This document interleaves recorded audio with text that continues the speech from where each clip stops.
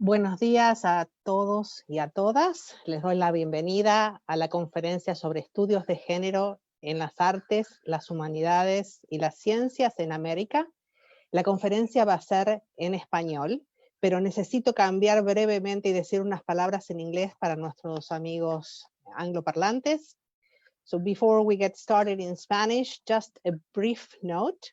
We have arranged Spanish and English simultaneous interpretation to be provided for the webinar.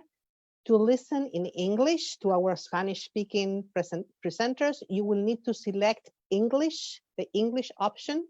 If you're on a computer, you will see a little globe on the taskbar at the bottom of your screen. Click on the globe and then choose the English channel. Then click on mute original audio if you prefer not to hear the original sound at all. If you are on a tablet, you will see 3 dots in the upper right side. If you're on a phone, the 3 dots will be on the bottom right side. Find the dots, click on them, and select English, the English channel, and mute original audio if you prefer that option. Thank you so much. Y ahora volvemos a español. Es un gran placer para mí darle la bienvenida a la conferencia. Voy a empezar por presentarme. Mi nombre es Claudia Valegia. Soy la directora del Consejo de Estudios Latinoamericanos e Ibéricos de la Universidad de Yale en los Estados Unidos. Y como se habrán dado cuenta por mi acento, soy argentina, bióloga de la Universidad de Buenos Aires y actualmente soy profesora en el Departamento de Antropología de la Universidad de Yale. Mi área de acción es la antropología biosocial o biocultural y trabajo con pueblos originarios en el norte de Argentina, particularmente con el pueblo Com de la provincia de Formosa. Me da un inmenso placer darles la bienvenida a todas y a todos a esta conferencia que marca el lanzamiento de la Red Latinoamericana Interdisciplinaria de Estudios de Género. Y me gustaría contarles un poco cómo empezó la idea, cómo surgió la idea de la red. Esto empezó en una reunión que tuvimos con nuestros y nuestras colegas de la Universidad Nacional Autónoma de México. Nos conocimos con Benjamín Juárez y Héctor Zavala como parte de otra red que pertenecemos y tuvimos una conexión instantánea. Decidimos trabajar en un proyecto que nos uniera, trabajar juntos en un proyecto que nos uniera intelectualmente y reconociendo la importancia de los estudios de género específicos de y para Latinoamérica, decidimos embarcarnos en esta aventura que en la cual hemos estado trabajando en los últimos meses.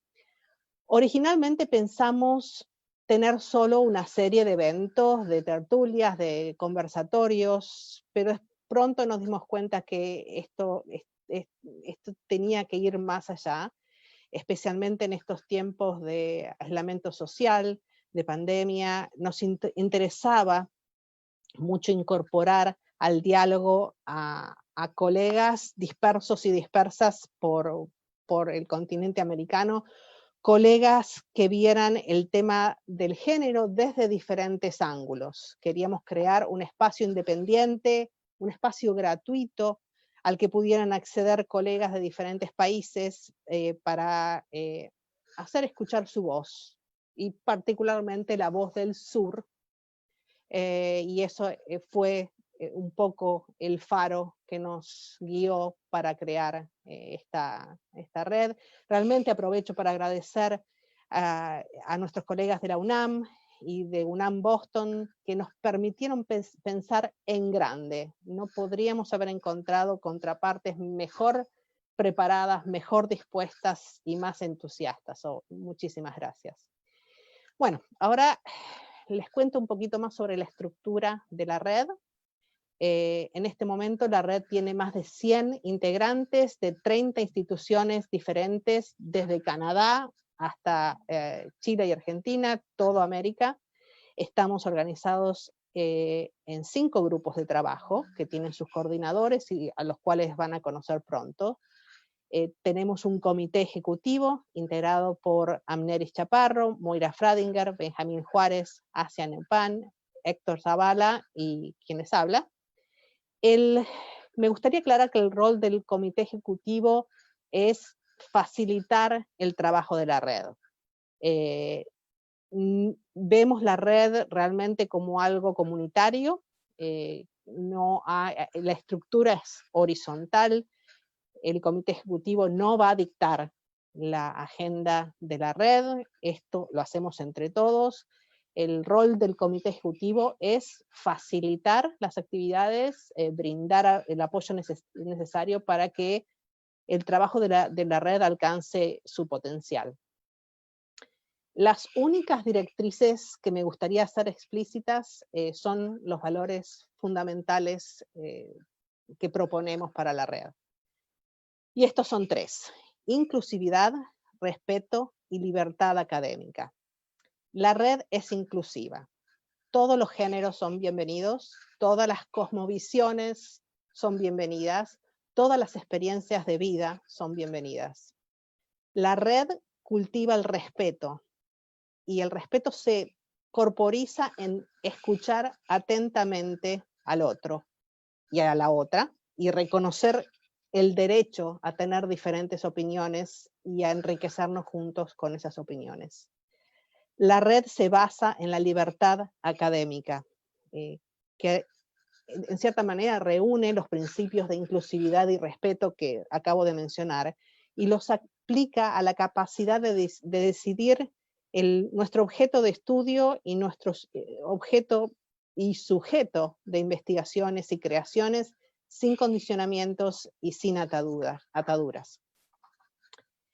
La misión de la red entonces es producir trabajos académicos y culturales con el fin de crear conocimiento y aportar soluciones a temas relacionados con el género desde una variedad de perspectivas representadas por los 5 grupos de trabajo. Quería leer literalmente esto para que no se me escapara ninguna palabra. La idea es que los grupos de trabajo, que originalmente son 5, sean autónomos, dicten su propia agenda, pero a la vez establezcan un diálogo interdisciplinario con los otros grupos. Uno de los integrantes de estos grupos mencionó la imagen de vasos comunicantes, que es lo que nos gustaría crear. El rumbo que tomen los grupos lo decidirán los grupos mismos en base a las necesidades que ellos y ellas identifiquen. Ideas que se nos ocurren pueden ser un trabajo en colaboración, en conjunto, pueden ser talleres de lectura, pueden ser oportunidades de tutoría, pueden ser que se presenten borradores de trabajo donde los leamos y demos una devolución, en fin, una infinita lista de posibilidades. Algunos de ustedes están pensando, si no son ya parte de la red, ¿cómo nos sumamos a la red? Va a ser muy sencillo, nos envían un correo electrónico con un currículum y sus áreas de trabajo, y nosotros vamos a tratar de identificar cuál es el grupo de trabajo que mejor se ajusta a sus intereses y los vamos a poner en contacto. Entonces, para concluir, me gustaría contarles que nuestro plan es tener una conferencia en persona en México el año que viene en la UNAM, y esperamos que las condiciones epidemiológicas lo permitan. Les agradezco ahora hay 189 participantes, a cada uno de los 189 participantes por ser parte de esta gran aventura que comenzamos. Y antes de presentarles a la moderadora de nuestro estimado panel, quiero recordarles que vamos a tener un receso entre las 13 y las 14:30 hora de aquí, del este de los Estados Unidos, que serían entre las 12 y las 13:30 hora de México. Doy 2 coordenadas para que se ubiquen. Ya sé que hay gente de otros países, pero bueno, esas son para que tomen en cuenta. Después del receso, a las 14:30 hora del este o 13:30 hora de México, Daremos comienzo a la charla magistral de la doctora Ana Buquet. Entonces usen el mismo enlace o vínculo o liga, como lo llamen en sus países, el mismo enlace de Zoom que usaron para ingresar ahora, o si están mirando esto en vivo por Facebook, sigan con el mismo enlace de Facebook. Bueno, ahora sí, con gran placer les presento a la doctora Amneris Chaparro Martínez, quien será la moderadora de nuestro panel sobre la importancia de los estudios de género. La doctora Amneris Chaparro Martínez se integró al Centro de Investigaciones y Estudios de Género en el año 2018 como investigadora con un proyecto que analiza de manera crítica 3 características del feminismo contemporáneo: el neoliberalismo, el postfeminismo y los feminismos disidentes. Es parte del Sistema Nacional de Investigadores. Amneris es doctora y maestra en teoría política por el Departamento de Gobierno de la Universidad de Essex en el Reino Unido y tiene una licenciatura en sociología por la UAM. Realizó una estancia postdoctoral en la Joven Chair de Economía y Ética Social de la Universidad de Lovaina en Bélgica y un postdoctorado en el Departamento de Sociología de la Universidad Autónoma Metropolitana. La doctora Chaparro Martínez ha impartido cursos a nivel de licenciatura y posgrado sobre feminismo, derechos humanos y teoría política, así como cursos de capacitación sobre la no discriminación, el acoso laboral y la sensibilización de género para personal a instancias del gobierno. Muchísimas gracias, Amneris, por moderar este panel y por todos los aportes que has hecho a nuestro comité ejecutivo.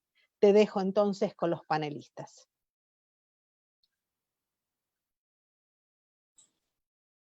Muchas gracias, Claudia. Es para mí realmente un honor poder estar aquí este día. Lo veíamos muy lejano. Fue hace varios meses, a finales de marzo, cuando comenzaba la incertidumbre sobre esto que sucede ahora en el mundo, que nos reunimos por primera vez con Claudia, con Benjamín, con Asia y con Héctor para planear. Fue un grupo que de inmediato hizo clic y queríamos hacer una conferencia y de eso resultó hacer una red de estudios interdisciplinarios sobre género. Para mí es realmente un honor poder ser parte de este comité ejecutivo y de poder trabajar directamente con gente a quien respeto y admiro muchísimo. El día de hoy vamos a tener un panel titulado La importancia de los estudios de género. Es difícil pensar en un espacio de la vida social que no esté informado por dinámicas de género, es decir, por relaciones asimétricas, estereotipos, mandatos y prácticas que se develan en forma de desigualdades políticas, sociales y económicas entre varones y mujeres y sujetos feminizados. La de género es una categoría de análisis para entender esas dinámicas y además tiene la cualidad de fungir como una herramienta clave para un número importante de disciplinas que dialogan entre sí. Es para mí un honor moderar este panel en donde distintas voces nos hablarán de eso, de la importancia de los estudios de género. Voy a presentar de manera muy breve a cada uno de los panelistas. Cada uno de ellos tendrá una intervención de alrededor de 5 a 7 minutos y quiero recordarles que pueden enviar sus preguntas y comentarios para ellas en los espacios del chat, ya sea en Facebook Live o aquí mismo en la transmisión de Zoom. Voy a, como les decía, a mencionar muy brevemente quiénes son, porque me interesa que realmente tengamos un diálogo en vez de pasarme horas hablando de biografías que también ustedes pueden consultar en distintos lugares. Voy a nombrar a las integrantes de este panel la manera en que están en el programa. Benjamín Juárez Echenique es integrante de nuestro comité ejecutivo en esta red. Él es director de orquesta y director de UNAM Boston. También contamos con la presencia de Moira Fradinger, que es profesora asociada en el Departamento de Literatura Comparada en la Universidad de Yale. Está con nosotras, Lucía Sicha, investigadora, colega asociada en el Centro de Investigaciones y Estudios de Género. de la UNAM y también profesora de la licenciatura en la Facultad de Química, también en la UNAM. Y Alicia Girón está con nosotros. Ella es directora del Programa Universitario de Estudios sobre Asia y África e investigadora del Instituto de Investigaciones Económicas de la UNAM. Voy a ceder la palabra a Benjamín Juárez. Muchas gracias, Benjamín. Y pues la pregunta del millón, ¿cuál es la importancia del estudio de género? Muchísimas gracias, Amneris. Muchísimas gracias en primerísimo lugar, todas las y los miembros interesados en asistir a esta primera reunión y desde luego a Claudia, que ha sido realmente una fuente de rigor, sabiduría y entusiasmo.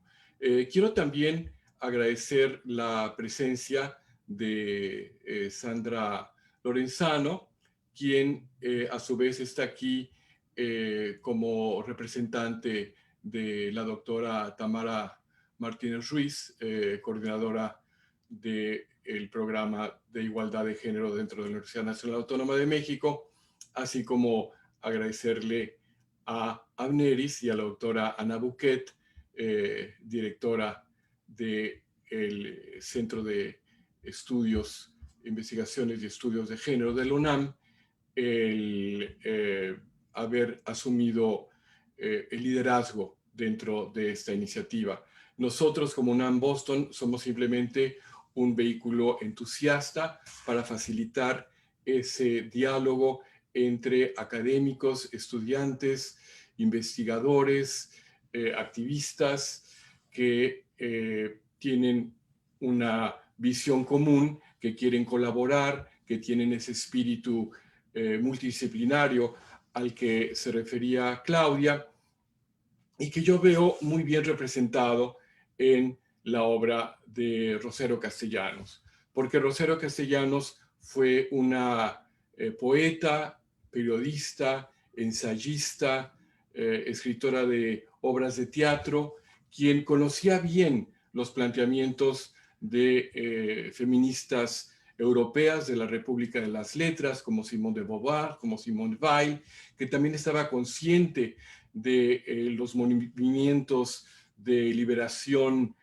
femenina que se luchaban en los años 60 y 70 en Estados Unidos, pero que a lo largo de su vida y de su obra estuvo también muy consciente de la necesidad de atender problemática local, tanto de su realidad como una mujer en la Ciudad de México o como una diplomática en Israel, como ese contexto, esa sabiduría que encontraba y que celebraba en cada palabra que le viene de su Chiapas natal. Esa lucha contra el patriarcado, contra la visión imperialista, contra la dualidad binaria forzada que también es rechazada en los conocimientos y sabidurías de muchas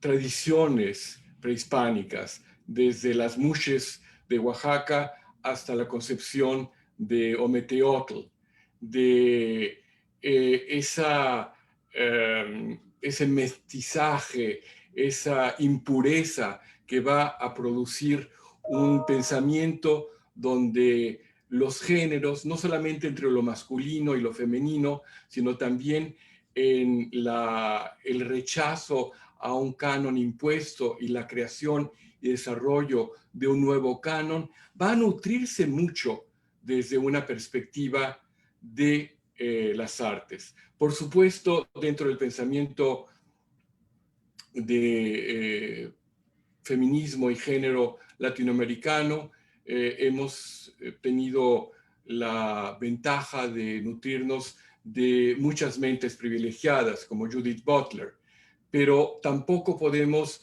dejar de lado ese otro conocimiento que nos dan las obras literarias, las obras de cultura popular, la poesía, las obras sinfónicas, las canciones populares representadas en figuras tan icónicas desde nuestro sur como Frida Kahlo o la fotógrafa Gabriela Iturbide. La vida y la creación de personajes como Silvina Ocampo o Saturnino Herrán, de Salvador Novo o Villaurrutia.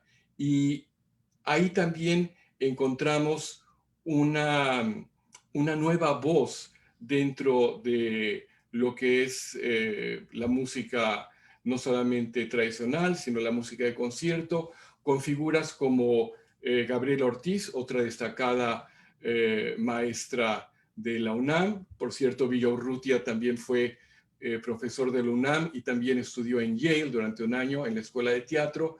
Gabriela Ortiz ha sido invitada, por ejemplo, por la Filarmónica de Los Ángeles a presentar su obra Yanga como parte medular del centenario de esta gran orquesta, mientras la segunda parte iba a ser la novena sinfonía de Beethoven.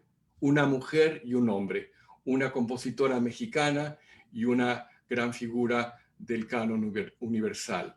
Es en esta lucha por romper estereotipos, por celebrar lo impuro, por reconocer en la cultura, la literatura, la música, en leer a Marta Lamas y a Silvia Molloy, en releer a Rigoberta Menchú y a Rita Segato, que podemos encontrar muchas nuevas luces, mucho terreno fértil de investigación en el cine, en las telenovelas, en la cultura popular, telenovelas inimaginables como La Casa de las Flores o Vida, ahora son parte de la conversación cotidiana, y todo esto tiene su origen en ese rescate de estas otras voces, desde Sor Juana hasta la idea de Ometeotl. Así es que no es sino con entusiasmo y deseo de aprender de todos ustedes que estoy muy entusiastamente presente y agradecido de esta construcción de una red que va a crear, como decía Claudia, una serie de vasos comunicantes que seguramente abrirán espacio para nuevas colaboraciones, nuevas investigaciones y nuevas luces en lo que es la creación de una sociedad más equitativa, más justa, más igual entre sur y norte, entre lo masculino y lo femenino, rompiendo esos moldes impuestos que no pueden continuar porque de ser así se perpetuaría ese teatro de crueldad que vemos en la frontera de Juárez, que vemos entre personas que tienen otras formas de manifestar su identidad sexual a todo lo largo del continente, y que con este tipo de actividades desde la academia podemos contribuir a la construcción de esta nueva sociedad que todos deseamos. Muchas gracias. Muchas gracias a ti, Benjamín, por tus palabras. Nuestra siguiente intervención es por parte de Moira Fradinger. Moira, por favor.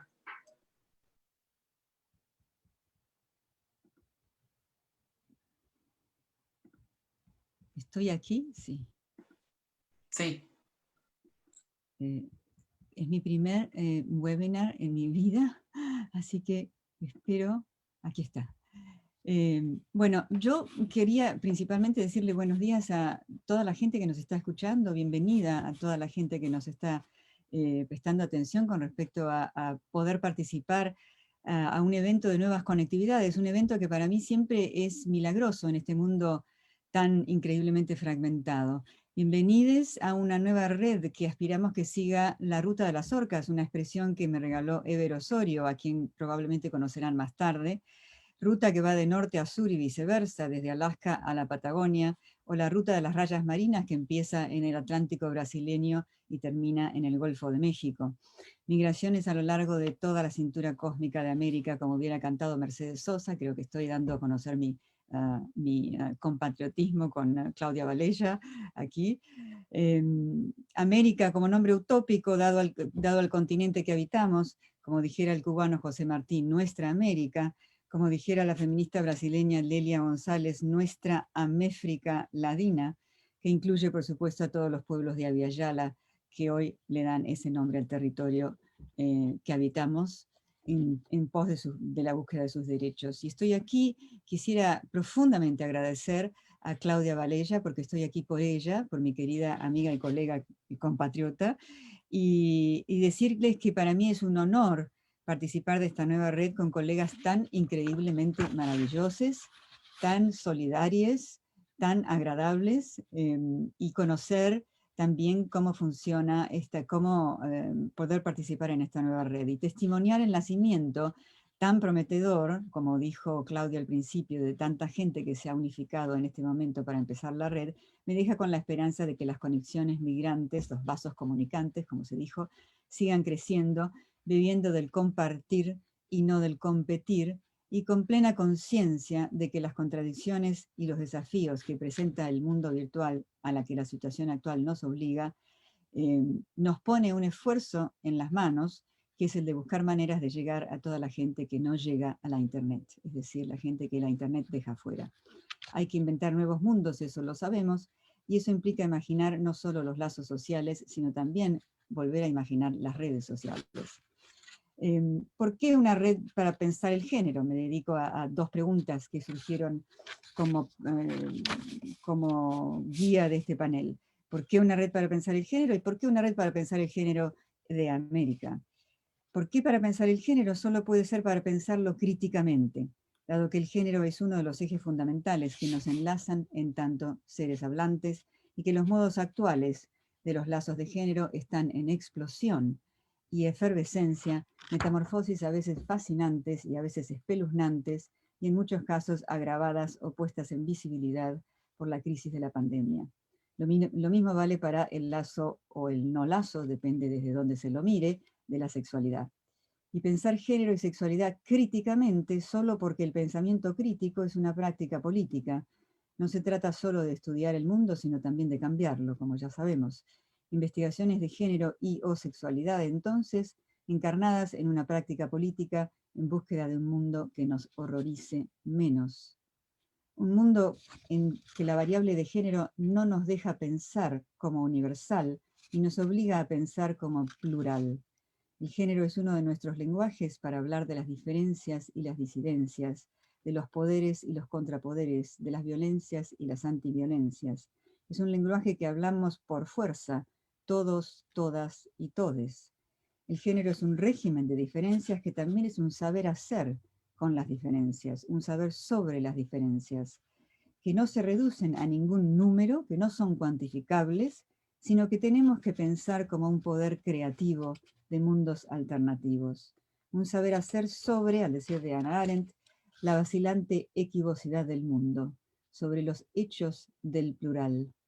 El género no le pertenece a nadie, es un idioma que ninguna persona dicta, pero todas las personas hablan. Y nuestro asunto es cuáles son los mundos que podríamos construir con una práctica académico-política que le ofrezcan nuevos idiomas al género, inclusive un idioma en donde éste deje de ser tan crucial para organizar el lazo social. Y el punto 2, ¿por qué una red de género de América? Solo podría ser para pensar desde América, desde los puntos de vista que nacen de la heterogeneidad de nuestra América y sus múltiples idiomas, y no para pensar sobre América, acerca de, en torno de, con respecto a América. Trabajando en el norte, particularmente a los que participamos en el comité ejecutivo, traer las voces del sur se nos hace crucial para combatir lo que todavía sigue siendo una distribución colonial de la producción del saber en la que invariablemente el sur aparece como eterna ofrenda de datos, ejemplos, materia prima, y el norte aparece como eterno productor de tecnología y conocimiento. Queremos ofrecer plataformas para las voces del sur que no se escuchan en el norte. Queremos escribir con trazo profundo y urgente que no hay monopolios en la producción de conocimiento. Esperamos otorgar visibilidad a la imaginación del sur, a la riqueza del sur.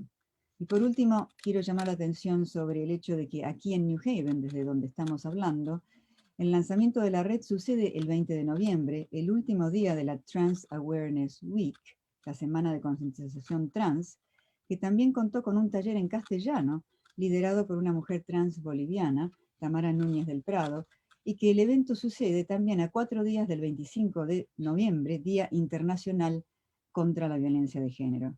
Los dos eventos hacen eco de temáticas que hoy absorben grandes movimientos sociales americanos que nos ocupan: la disidencia de identidad de género, la disidencia sexual y la lucha contra la violencia de género.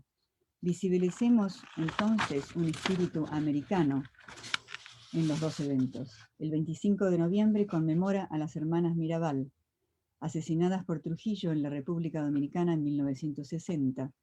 Hoy en día los movimientos contra la violencia que vienen desde el sur, desde la Argentina, desde México, desde Chile con las tesis, son los que más rápidamente cruzan las fronteras.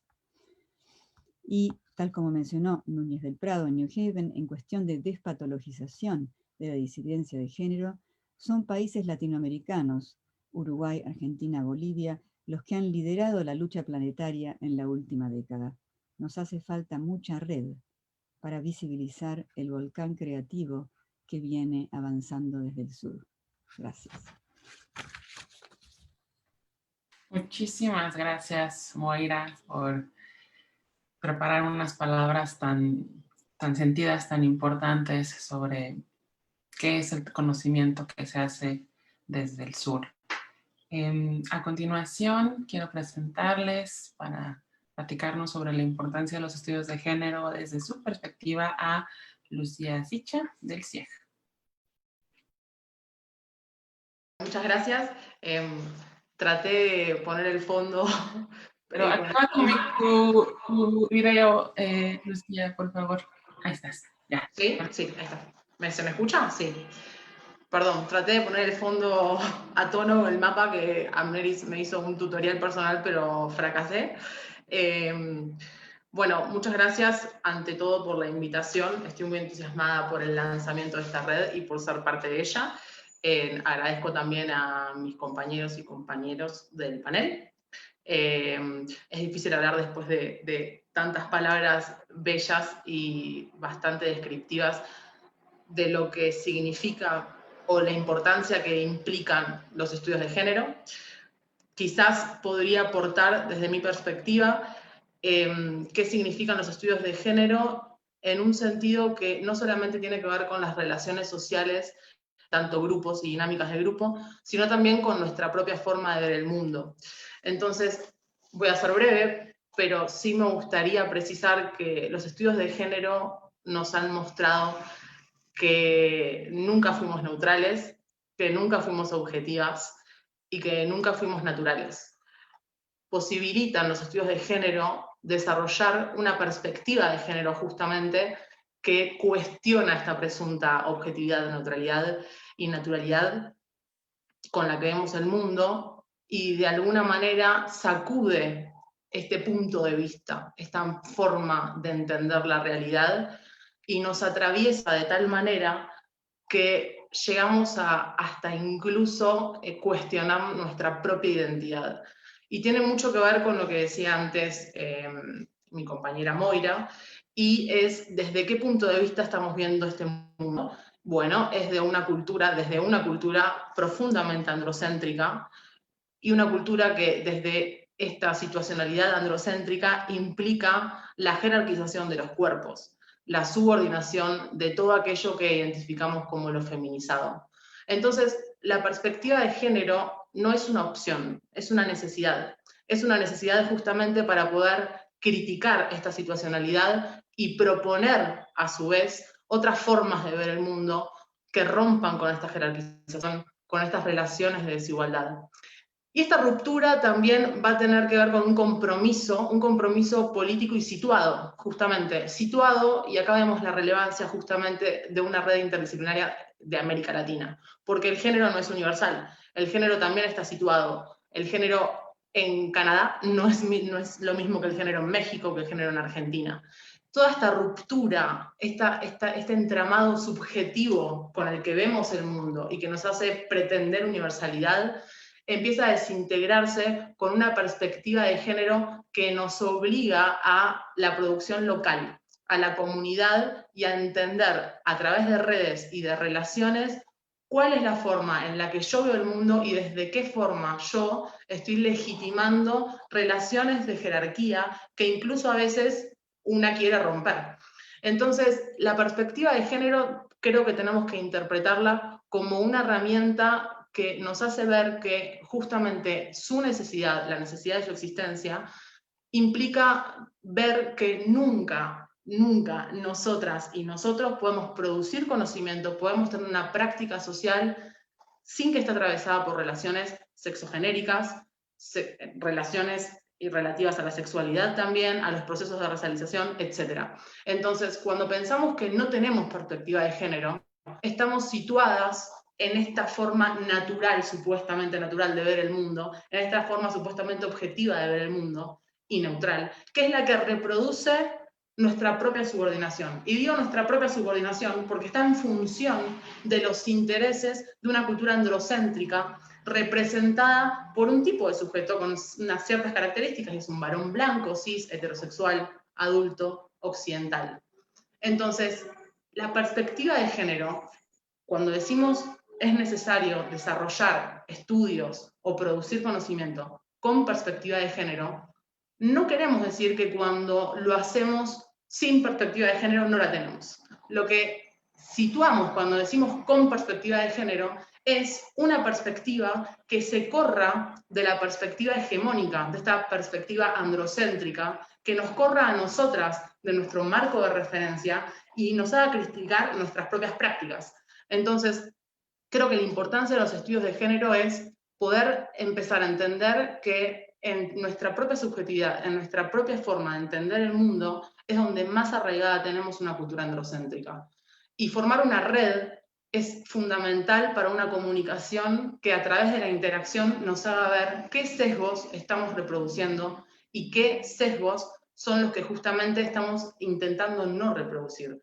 No es posible estudios de género, no son posibles los estudios de género, ni una perspectiva de género, ni una práctica feminista, si no tenemos o no ponemos en crisis nuestros propios valores. Es decir, que los estudios de género y la perspectiva de género nos tienen que hacer sentir incómodas, nos tienen que correr de nuestro lugar de confort y ver que nuestros privilegios, en cualquier eje que los tengamos, implican los obstáculos o son a costa de los obstáculos de otras personas.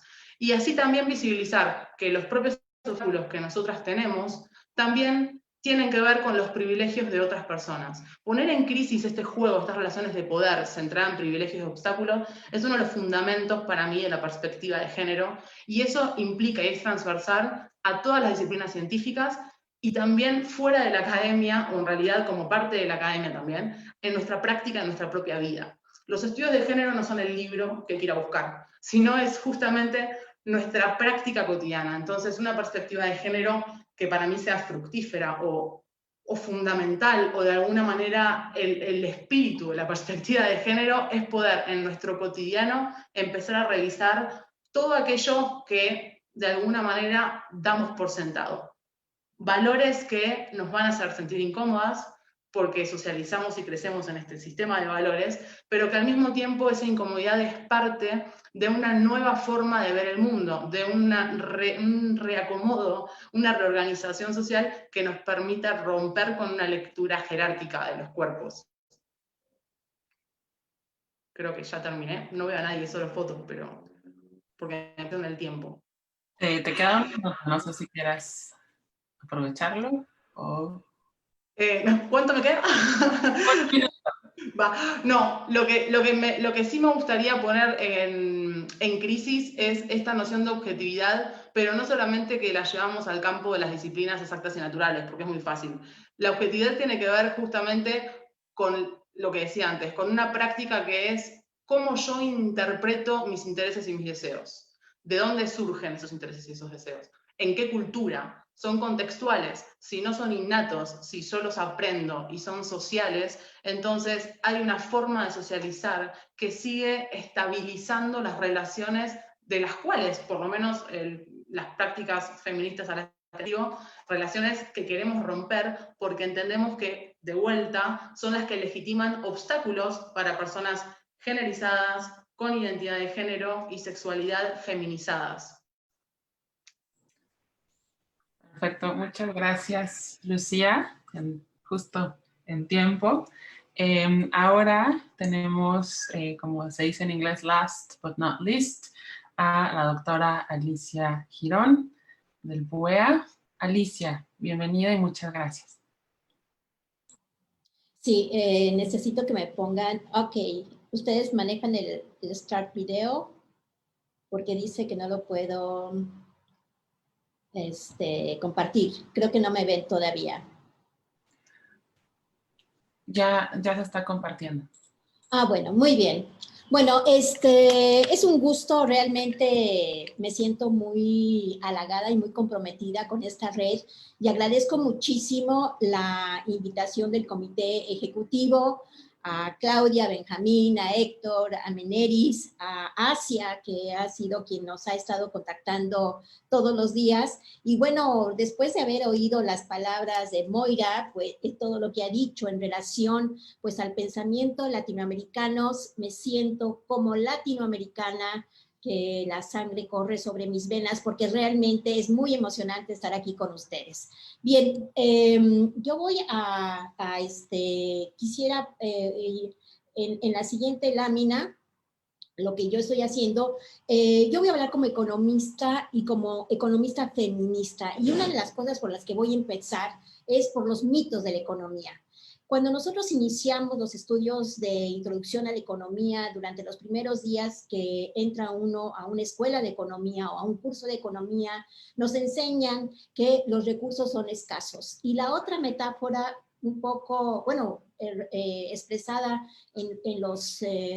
y por eso le dieron el premio Nobel a Milton Friedman, es que el dinero cae desde el helicóptero y por el otro lado la economía únicamente ve el trabajo remunerado. O sea, pongo en el centro de esta discusión sobre género estos tres mitos de la economía porque realmente es una apreciación muy falsa y de allí es, ¿verdad?, que una de las grandes aportaciones de la economía feminista es que los recursos pues no son escasos, definitivamente no son escasos, y además el dinero lo tenemos que ver como una criatura del Estado, es decir, que el Estado es el que crea el dinero a partir principalmente de su Banco Central.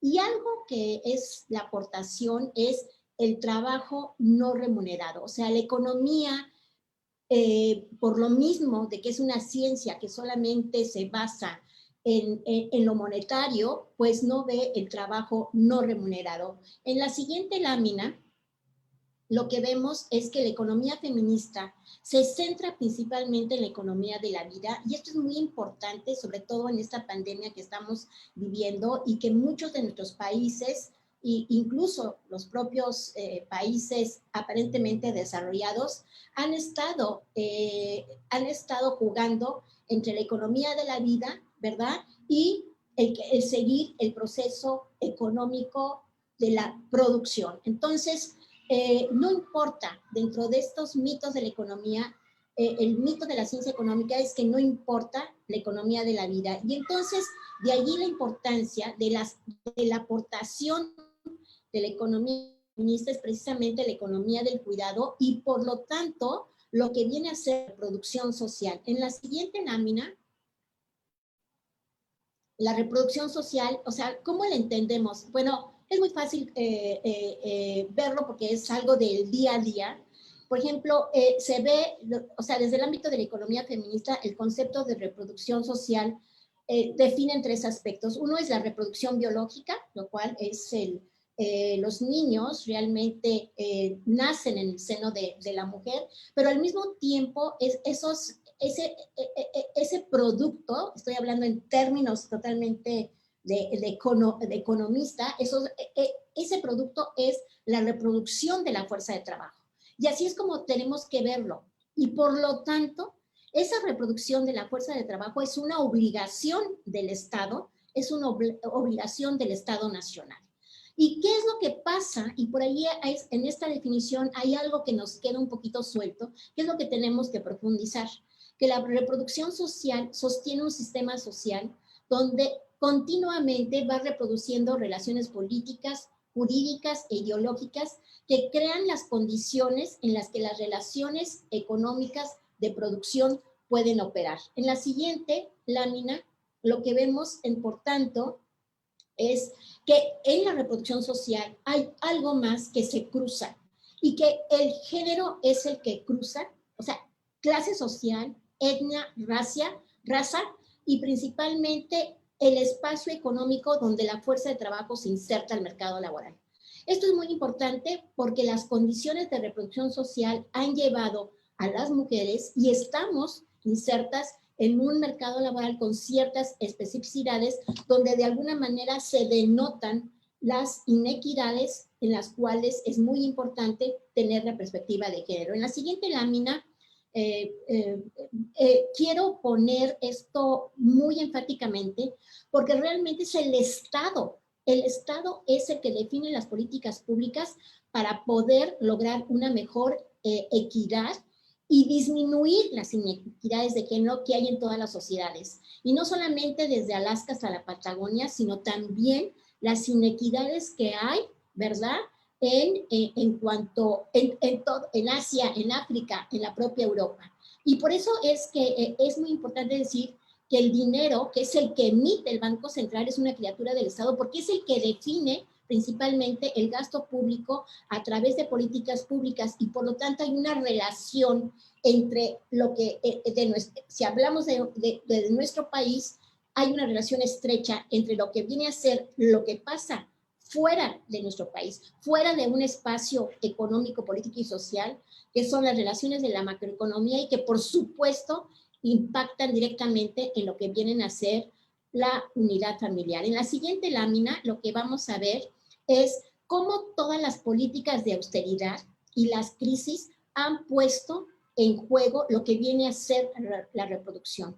Son precisamente estas políticas de estabilización que en América Latina tuvieron un eco y hasta el día de hoy, no importa que sean gobiernos de izquierda, de derecha, populistas, no populistas, las políticas de austeridad han hecho un daño enorme y en la siguiente lo vemos, un daño enorme en cuanto a los derechos de las mujeres y de los hombres a través de las políticas públicas. ¿Y cuáles son esas políticas públicas? Son principalmente el gasto público en la definición de cómo arreglamos, o sea, ese gasto público que se va a educación y que definitivamente el restringir la educación definitivamente nos crea un problema porque esto también se va a ver reflejado en la disminución en salud y por lo tanto hay menos oportunidades para los hombres y las mujeres, pero sobre todo para las mujeres por las inequidades de género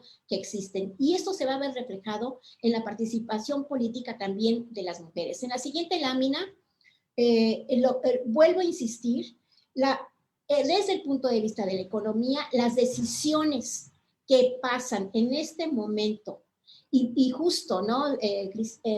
Georgieva, quien preside el Fondo Monetario Internacional, dice es que estamos viviendo una de las peores crisis jamás antes vistas. Pues sí, efectivamente, esta crisis que se da por un parón de la economía efectivamente afecta inmediatamente a lo que es las unidades familiares, y ya no hablo de unidad familiar de mamá, papá y niños, unidad familiar donde conviven tanto niños con los abuelos, niños con los tíos, o que muchas veces incluso las niñas son las que se encargan de cuidar a los niños, pues todo esto se ve de alguna manera afectado terriblemente. En la siguiente lámina lo que vamos a ver, y vuelvo a insistir, que las políticas de austeridad impactan directamente en las esferas de la vida social.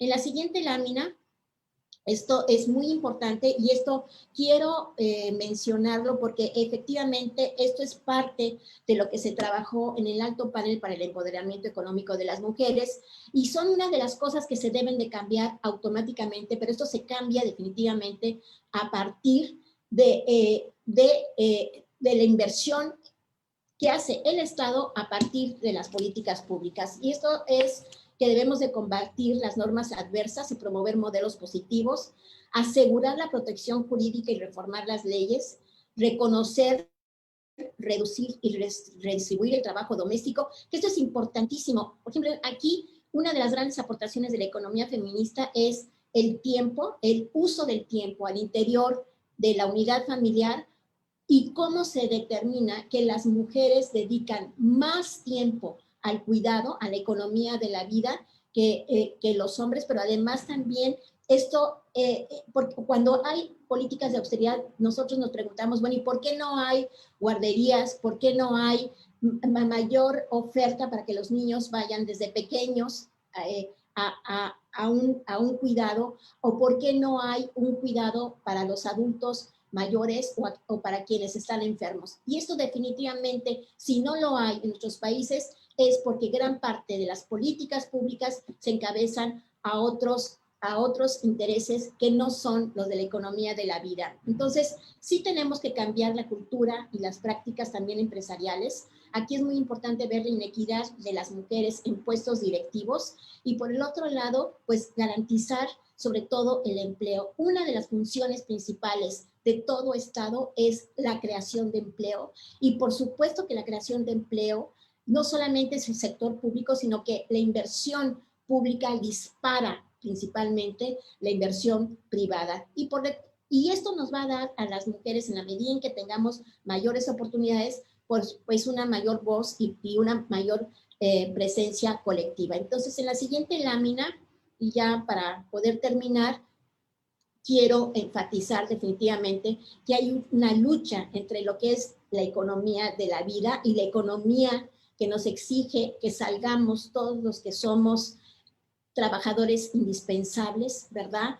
A salir, a seguir trabajando, a seguir con el proceso de reproducción productiva, pero de allí, ¿verdad?, que queda el juego y nos afecta muchísimo a la economía social. Por el otro lado, la economía del cuidado y las políticas macroeconómicas están realmente en un choque constante y algo que me parece fundamental y que la CEPAL ha enfatizado muchísimo es el ingreso básico universal, sobre todo para las mujeres que no tienen derecho a una pensión, que no tienen derecho a la salud y que lamentablemente han estado en el cuidado, pues precisamente de la fuerza de trabajo de un país y todas tienen derecho. Y como le decía en algún momento Alicia Bárcenas en una plática, es que a su tiempo libre, o sea, tienen derecho a que también tengan mejores oportunidades, ya sea a volverse a regresar a la escuela, a mejorar su salud, etcétera. Yo con esto creo ya estoy terminando.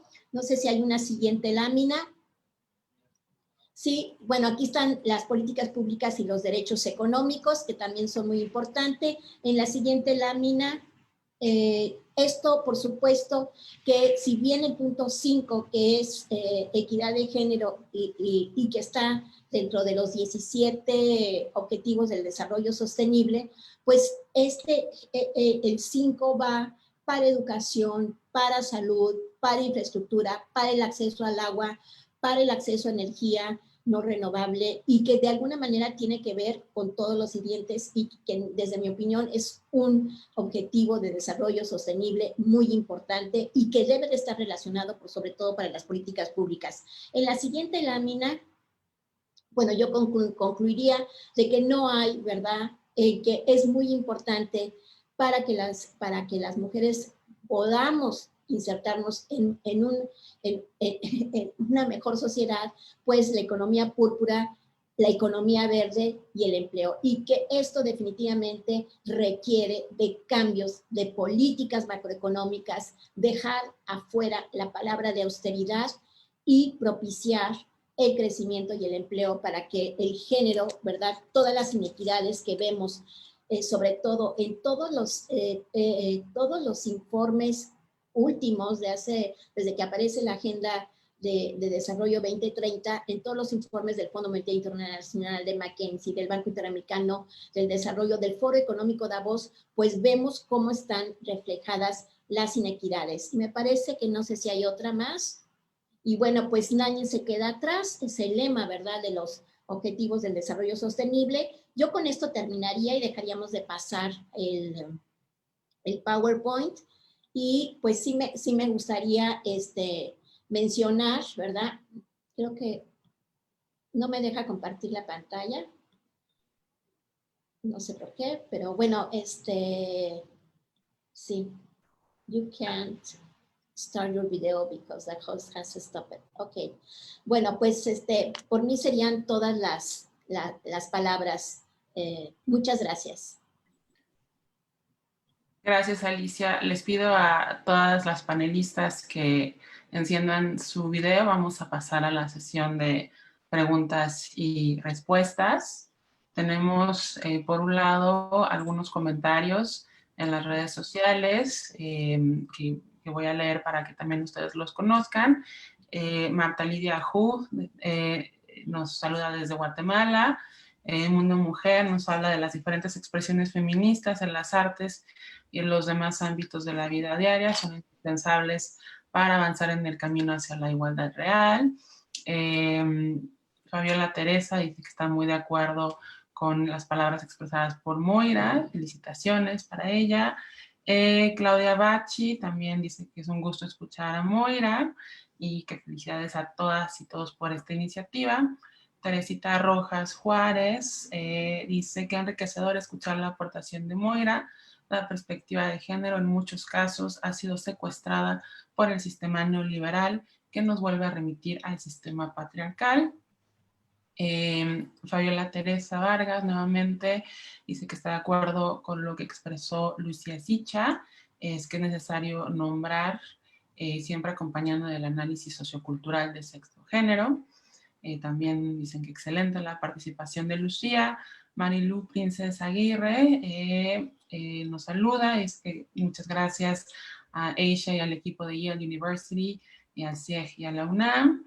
Nayana Guerrero, muchas felicidades a todas y todos por esta gran red incluyente para la generación e intercambio de conocimiento. Erendira Sánchez dice qué privilegio escuchar a la doctora Girón. Tenemos dos preguntas. La primera, por parte de Erendira Sánchez. ¿Cuál sería el hilo conductor de los estudios de género independientemente de la región del mundo? No sé si hay alguna de ustedes que quiera contestar esta pregunta. ¿Puedo? Sí, Lucía. A mí me parece justamente que el hilo conductor es que estamos en una sociedad, en sociedades donde no podemos no estar generizadas. O sea, parte de nuestra identidad pasa por los procesos de generización. Entonces, poner en crisis qué están legitimando las formas de relacionarnos de esta manera tiene que ver con una comunicación global. Sí es importante el desarrollo en América Latina y dentro de América Latina todas las particularidades y también en diálogo con otros países y otros lados, ver cómo las relaciones de género, es este hilo conductor, la generización, tienen estas singularidades que son necesarias empezar a dilucidar para poder ver cómo impacta en nuestro cuerpo, en nuestra sociedad, en nuestra forma de organizarnos. Entonces me parece que para pensar un hilo conductor es lo primero que se nos tendría que venir a la cabeza. No hay cultura, por lo menos occidental, ¿no?, que hoy conozcamos, que no esté atravesada por las relaciones de género. Es nuestro marco de referencia. Sea que nos identifiquemos personas cis, personas trans no binarias, el marco de referencia es el sistema binario. Entonces, ese binarismo, que además implica un sistema de valores asociado, no casual, sino causal, y que tiene que ver con las dicotomías entre razón, emoción, mente-cuerpo, esto de universal, concreto, etc. Todo este sistema tiene un impacto relativo a nuestra subjetividad y también en nuestra forma de dimensionar otros procesos identitarios, como son los de racialización, los etarios, por ejemplo. Entonces hay que pensar el hilo conductor, me parece, de esa manera. Moira. Yo no podría estar más de acuerdo con lo que acaba de decir Lucía. Simplemente quisiera agregar una cosa que para mí es fundamental desde que yo me sumí al tren del feminismo, ¿no? Muchos años antes, y es que el hilo fundamental es el cambio para mí. Es una práctica académica en este caso, porque estamos armando una red académica que no puede dejar de ser activista. Es decir, no puede dejar de tener una pata muy fuerte, muy profunda, bien plantada en la política para el cambio. Yo siempre digo un mundo menos horroroso, ¿no? Porque pensar en un mundo utópico, bueno, ya sabemos dónde llega, pero creo que la cuestión es construir mundos a través de nuestras conexiones y de nuestras investigaciones y de nuestros descubrimientos, como decía Alicia también, ¿no? Construir un mundo en donde la vida se nos haga menos espantosa, como a mí me pasa en este momento que yo me horrorizo permanentemente, ¿no? Entonces esa es la cuestión a la que aspiro. Con lo que quiero decir, en resumidas cuentas, es que la práctica académica feminista es una práctica política. No sé si Alicia o Benjamín quieran añadir algo. Bueno, sí, yo creo que es muy importante poder diferenciar a veces entre economía feminista y economía del género, y lo voy a decir. Economía del género es cuando nosotros, y por eso es que siempre estamos luchando por presupuestos con enfoque de género, es que se ven las desigualdades que hay a partir de las estadísticas. Y bueno, no solamente a partir de las estadísticas, sino como seres sociales nos damos cuenta de esa disparidad que hay entre hombres y mujeres y que vamos naciendo así. Y que en América Latina lo vemos sobre todo de que las niñas estamos condicionadas a cuidar a los hermanitos, a hacer los cuidados de la casa, pero porque son patrones culturales que vienen, que son ancestrales. Entonces, aquí es donde poco a poco, y yo insisto mucho en las políticas públicas, que es el medio realmente para poder cambiar. O sea, ¿por qué un gobierno nos quita acceso al cuidado de guarderías? ¿Por qué? ¿Por qué no podemos tener centros o casas de día o casas para los abuelos donde puedan estar mucho mejor conviviendo? ¿Y por qué la mujer tiene que ser, no solamente trabaja en la economía formal, trabaja en la economía informal y además tiene que estar al cuidado de la vida? Entonces, yo creo que aquí es, y lo digo porque no es porque sea un gobierno de derecha, de izquierda, populista, no populista, sino que son cuestiones donde aquí sí el movimiento feminista tiene que luchar. Y cuando hablamos de movimiento feminista es que incluye a todos los géneros, y esto me parece que es fundamental. Y bueno, es un tema muy apasionante, todo lo que se ha dicho, o sea, realmente, pues estoy muy contenta y podría seguir platicando, pero creo que tenemos algunos minutos. Gracias, Ameneris. Gracias, Alicia. Efectivamente, podríamos quedarnos horas platicando, que es un poquito lo que nos ha pasado en el comité ejecutivo, que queremos tener reuniones muy chiquitas y estamos horas platicando porque es una especie de tertulia la que hemos desarrollado de manera espontánea. Benjamín.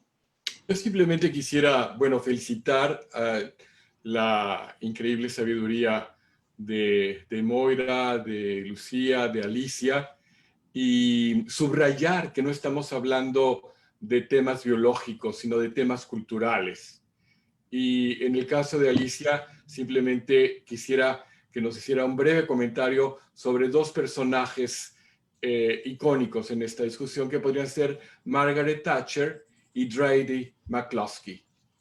Y quizás con un poquito de introducción sobre Deirdre McCloskey, que es muy conocida entre los economistas feministas radicales en México y América Latina, pero no quizás del público en general. Y este es uno de los temas importantes, que la red tiene que ser una herramienta para amplificar la discusión, la inclusión y las voces de todas ustedes.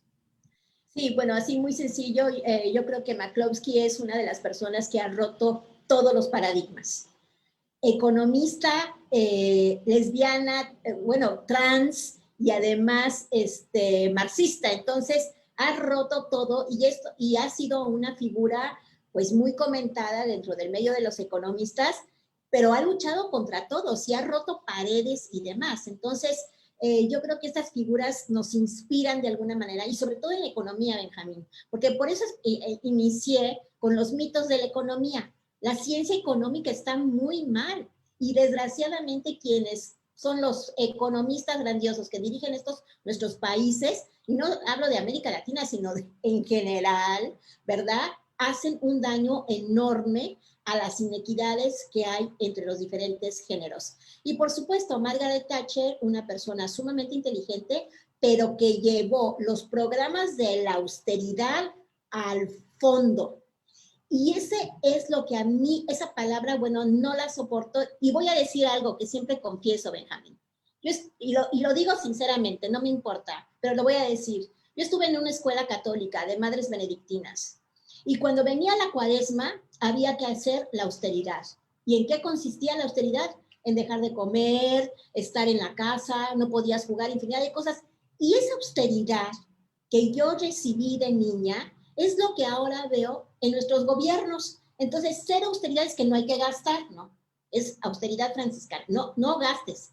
Y yo lo que digo a mis alumnos, y con esto termino, si tú no gastas, si tú no tienes empleo o te reducen tu empleo y no gastas, en ese momento estás afectando a una persona que hace el producto que tú vas a consumir y que vas a dejar de consumir, y estás dejando sin empleo a la otra persona y a su propia familia. Entonces, yo creo que es un concepto que tenemos que romper de estos gobiernos que definitivamente, eso sí, pagan el servicio de la deuda externa, no se quieren enfrentar, es más, negocian con BlackRock, que es el caso de Argentina, y ¿para qué tenemos que consumir si consumir es un pecado capital? Y yo con esto termino.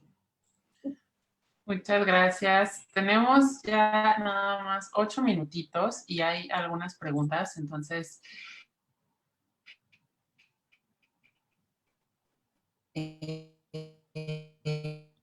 a lo mejor si puede sus hijas. Stephanie, género más significativos que ha identificado en la disciplina del urbanismo. No sé si alguno de los panelistas sabe una.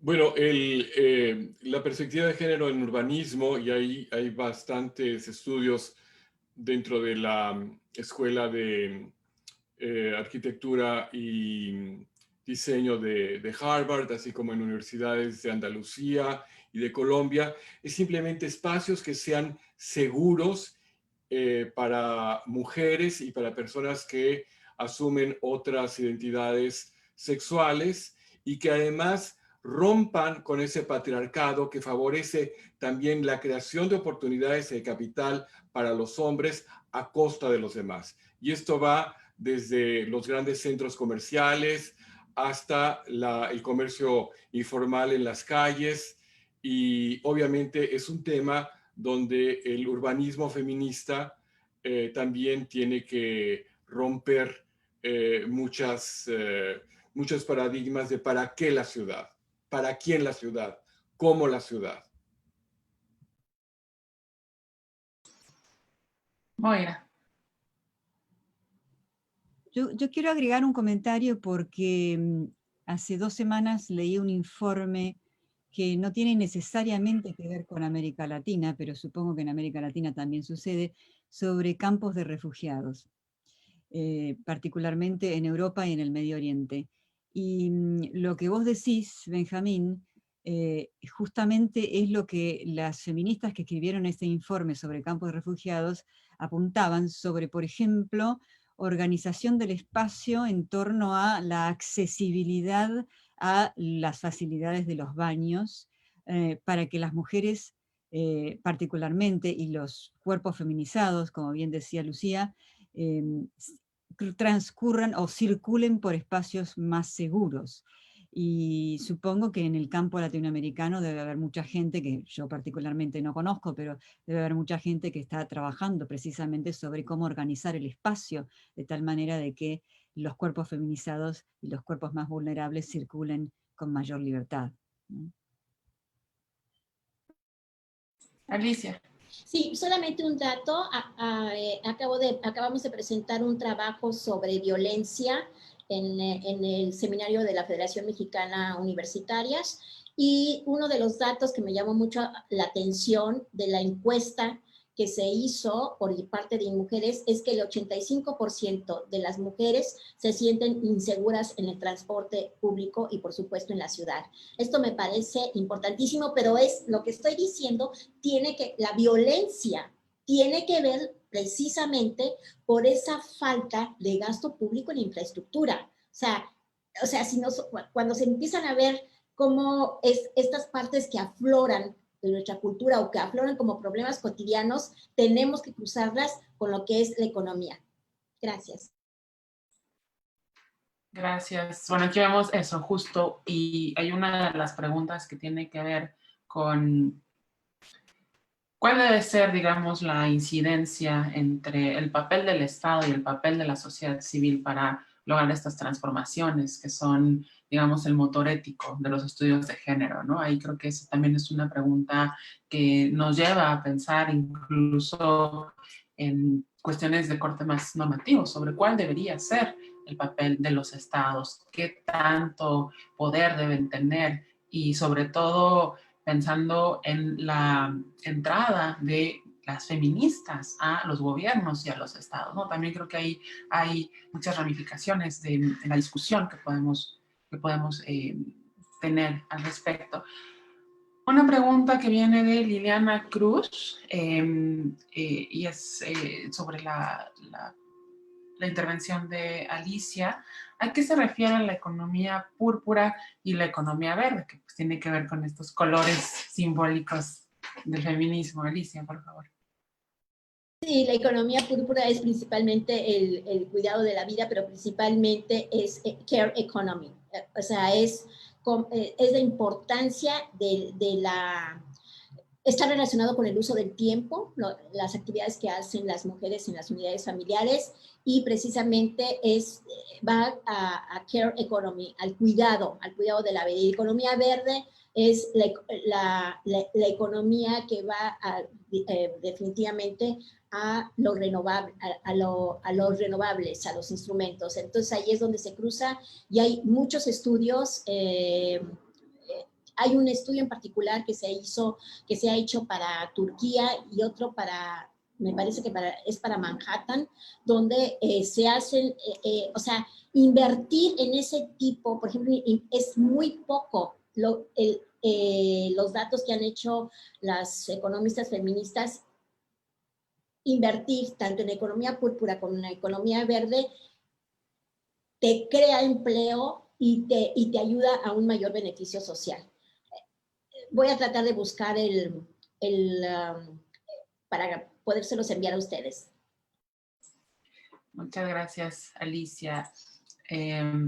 Otra pregunta para la última ponente, es decir, para Alicia. ¿La solución entonces la tiene únicamente el Estado para la equidad de género? Considerando que la representación social, ya sean las ONGs o la organización social, tiene un gran impacto para las políticas públicas que se pueden llegar a crear. Asimismo, en la academia se hace un gran esfuerzo de aportar en el ámbito de género. Bueno, definitivamente yo considero que sí, las políticas públicas son importantísimas, pero recordemos que el gasto público, el presupuesto de gasto público pasa por regímenes democráticos, es aprobado en los parlamentos. Esto es muy importante verlo, porque no es de que se le ocurre el Estado así como una cuestión abstracta. Todo el gasto pasa por aprobación, o sea, levantar la mano de los diputados y posteriormente de los senadores. Aquí es muy importante. Otra cosa que es muy importante, sí, la participación de la sociedad civil, considero que es importantísima, pero también es muy importante lo que está, y que lo voy a decir, es en la Agenda 2030, lo que está atrás de la Agenda 2030 son dos palabras claves, shareholders y stakeholders. Y a veces se cruza shareholders con stakeholders. Me cuesta mucho trabajo a veces diferenciar, pero stakeholders lo entiendo perfecta. Son los accionistas de las empresas. Entonces, aquí es donde el movimiento feminista y los movimientos populares son importantísimos para manifestarse y que haya mejores políticas públicas para la sociedad. Y sobre todo, la equidad, o sea, disminuir la equidad entre géneros. Quizás es muy complejo y, bueno, así son como bullets, ¿no? Que pero es mucho más profundo.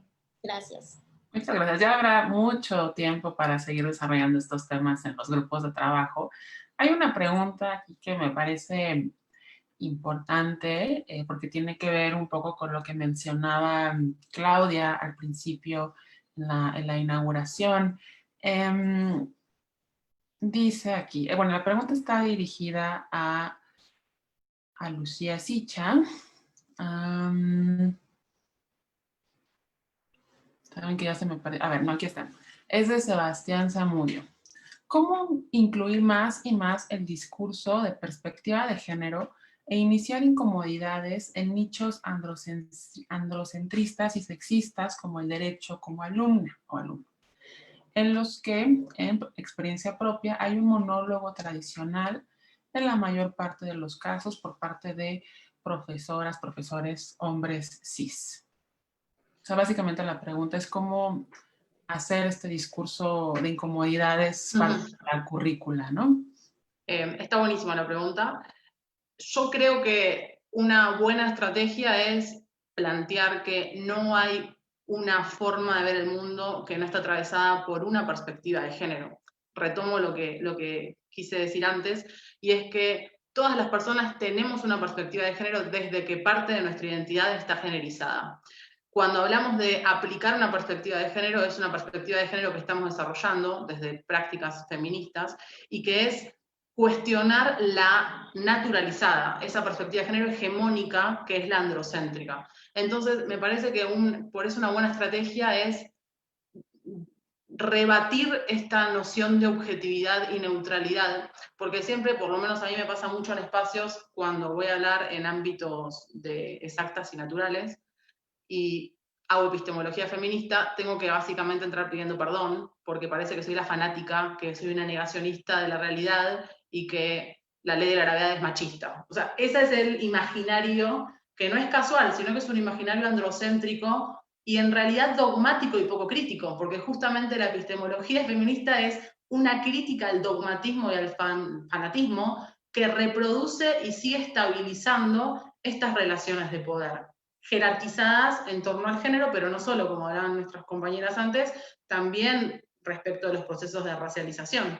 Entonces, justamente hay que criticar ese supuesto de objetividad y analizarlo desde una manera donde se planteen las contradicciones de esa forma de producir conocimiento, porque no hay más contradicciones que en áreas como las matemáticas, las ingenierías y las físicas, y sobre todo la biomedicina que implica el cuerpo, ¿no? Pero eso, donde ahí aparece lo más abstracto, lo más ajeno a lo social, es donde más tenemos que poner el ojo, porque de vuelta también la dicotomía entre las exactas y naturales y las sociales y humanidades es justamente una dicotomía también androcéntrica. Y lo digo porque probablemente la autoridad epistémica siempre habla desde la trascendencia, ¿no? Desde un ente por fuera de lo social. Ahora, la pregunta que nos tenemos que hacer, ¿existe algún tipo de disciplina de campo de producción de conocimiento que no sea social y humano? O sea, ese es el punto. No existe una forma que no sea social y humana. Eso es transversal. Socializar y humanizar, entonces implica situar. Una persona que está cómoda en sus valores y sus privilegios está reproduciendo un cierto tipo de orden social, y eso es lo que tenemos que empezar a ver y a incomodar. Digamos que esos privilegios implican mis obstáculos. Entonces, problematizar la situacionalidad de la producción de conocimiento es fundamental para empezar a quebrantar estas comodidades. Muchas gracias. Tenemos que concluir este panel para dar paso a la siguiente actividad. Antes de despedirnos, me gustaría pedirle a cada una y a cada uno de los participantes que en un minuto nos dijeran a manera de conclusión un resumen de por qué son importantes los estudios de género y su carácter interdisciplinar. Comenzamos contigo, Benjamín. Muchas gracias. Pues queda clara el entusiasmo, la diversidad de ideas, de recursos, y por eso se vuelve indispensable para cualquier discusión de cualquier tipo de actividad del conocimiento, el tener una perspectiva de género que nos permita como limpiar nuestra lente, de complejizar todo lo que queremos conocer, y esto no solamente entre lo masculino y lo femenino, sino también como ha escrito Marta Lamas, en cómo tratamos el canon de la cultura, de la literatura, de la música, del cine, rompiendo esa preconcepción del género, porque de alguna manera esa herencia colonialista nos ha puesto en una posición en la que siempre va a perder una propuesta desde el sur. Y si rompemos ese canon para crear otros cánones alternativos, sin dejar de estudiarlo, por supuesto, entonces vamos a tener una perspectiva que va a empoderar a todas las mujeres y a todos los seres humanos del sur para llegar a donde queremos llegar, a donde podemos llegar, a donde debemos llegar. Gracias, Benjamín. Moira, por favor. Voy a ser muy breve. Creo que todos, todas y todos los que estamos involucrados en este tipo de trabajo partimos de una base de inconformidad con la manera en que los lazos sociales en este momento organizan nuestras sociedades. Creo que estar aquí es estar por el cambio, por los cambios en plurales. Concuerdo plenamente con Alicia, con Lucía y con Benjamín, con todo lo que han dicho, y creo que tenemos que asumir nuestra postura fundamental, que es la de la inconformidad con el sistema en el cual vivimos. Gracias. Lucía. Voy a tomar el cierre con una pregunta que vi que me parece importante, y es de Miguel, y pregunta la posición de la red en relación con los feminismos trans excluyentes. No voy a hablar en nombre de la red, aunque Claudia al comienzo creo que fue bastante explícita cuando habló de la inclusión, pero sí un posicionamiento que tiene que ver con cómo yo entiendo la perspectiva de género y el feminismo al que describo. Iba en línea con lo que decían mis compañeras Alicia, Moira y Benjamín antes, y tiene que ver con la ampliación de derechos. Una ampliación de derechos que no implica no criticar quienes definen los derechos y quienes definen quiénes somos personas y quiénes no somos personas, o quienes tienen más derechos que otras. Entonces creo que lo fundamental y que es transversal en los estudios de género, la perspectiva de género y la práctica feminista, de vuelta por lo menos a la que describo, es una reestructura social que diluya y que rompa con la jerarquización de los cuerpos.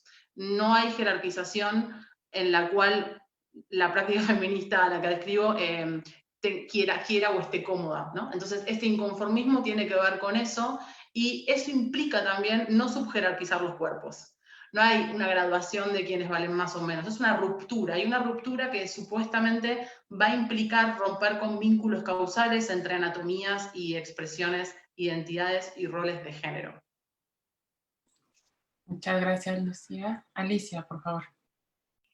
Bueno, en primer lugar, celebro hoy, 20 de noviembre, que iniciemos esta red, porque justo hoy es el Día de la Revolución Mexicana, una de las principales revoluciones del siglo XX, junto con la revolución que después creó la Unión Soviética. Bien, bueno, efectivamente, yo creo que es muy importante cruzar dos conceptos, feminismo y género, porque género representa las inequidades en las cuales constantemente vivimos, pero también los patrones que de alguna manera hemos heredado y que por ahí nos acercamos a lo que es el feminismo, romper con esos patrones culturales. Y aquí es donde me interesa muchísimo enfatizar que el género, la economía y la cultura son una relación de causalidad y hay que seguir profundizando en estos sujetos para poder lograr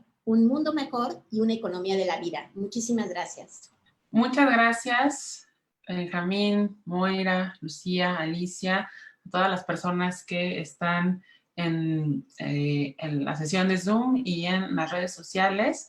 A continuación, vamos a tener una actividad de actualizaciones de los grupos de trabajo. Hay 5 áreas a las que las y los integrantes de la red están adscritas y adscritos, y vamos a escuchar qué está pasando en cada uno de estos grupos. Les agradezco enormemente y seguimos con las actividades. Recuerden que vamos a tener un receso y regresamos, bueno, no ahorita, sino después de esta sesión de los grupos tendremos un receso y regresaremos a las 2:30 hora del este de Estados Unidos, 1:30 hora de la Ciudad de México para la conferencia magistral. Muchas gracias. Bueno, muchísimas gracias. Sí, aplausos generales. Muchísimas gracias a los y las panelistas. Realmente fue una sesión, como decía Amneris y Alicia, para hablar horas y horas, pero estamos un poco limitadas en el tiempo. Así que vamos a comenzar con los coordinadores de los grupos de trabajo que van a compartir un poco su visión de trabajo. Empezamos con Ali Siles del Centro de Investigaciones y Estudios de Género de la UNAM, que es uno de los coordinadores del grupo de trabajo de género y educación. Adelante, Ali. Hola, ¿qué tal? Buenas tardes a todas, a todos. Buenos días por acá todavía.